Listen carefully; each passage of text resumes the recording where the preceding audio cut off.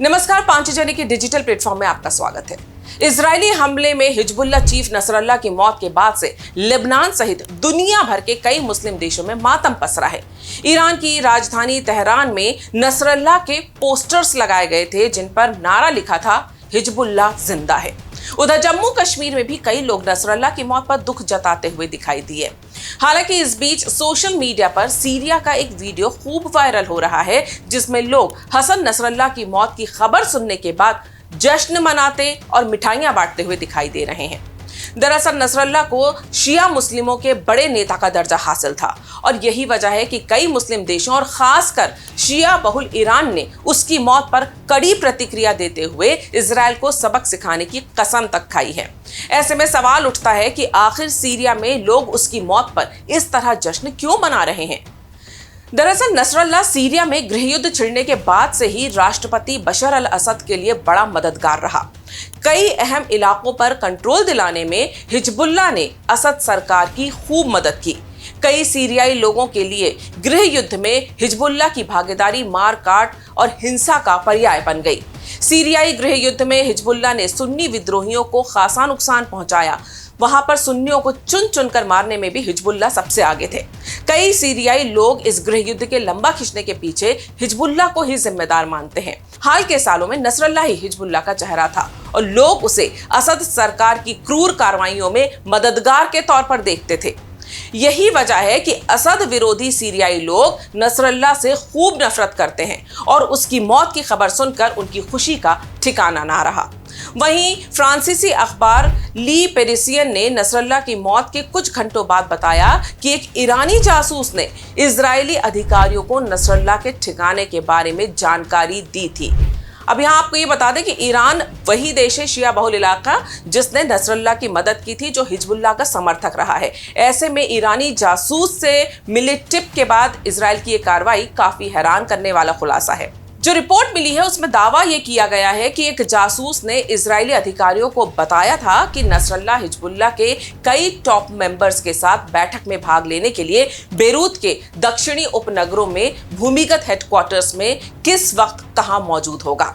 Israel ने ठान लिया है कि हिजबुल्लाह को जड़ से खत्म किए बिना वह लेबनान में अपनी कार्रवाई नहीं रोकेगा और यही वजह है कि 27 सितंबर को बेरूत में हिजबुल्लाह चीफ हसन नसरल्लाह को मौत की नींद सुलाने के बाद भी इजरायली सेना चैन से नहीं बैठी है।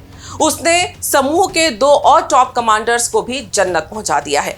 28 सितंबर को हवाई हमले में हिजबुल्लाह की सेंट्रल काउंसिल के डेप्यूटी चीफ नबील कौक को मार गिराया गया। वहीं एक हफ्ते से भी कम समय में इजरायली हमलों में मारा गया हिजबुल्लाह का 7वां टॉप कमांडर है। हिजबुल्लाह चीफ हसन नसरल्लाह के खात्मे के बाद जहां एक और इजराइल के हौसले बुलंद हैं, वहीं दूसरी तरफ ईरान अजीब दुविधा में फंसता नजर आ रहा है। हिजबुल्लाह को पालने पोसने से लेकर आधुनिक हथियार पहुंचाने तक का सारा काम ईरान के जिम्मे ही था। इजराइल की एयर स्ट्राइक में नसरल्लाह के मारे जाने के बाद ईरान के सर्वोच्च नेता अयातुल्लाह अली खामनेई ने बड़े बड़े बयान जरूर दिए हैं, लेकिन एक सच्चाई ये भी है कि उसे पता है कि वो चाहकर भी इजराइल का कुछ नहीं बिगाड़ सकते हैं। ईरान के सर्वोच्च नेता अयातुल्लाह अली खामनेई ने कसम खाई है कि नसरल्लाह की मौत व्यर्थ नहीं होगी। ईरान के सामने एक और बड़ी दुविधा हिजबुल्लाह से बातचीत करना और उसे हथियार बेचने का नेटवर्क तैयार करके देना है।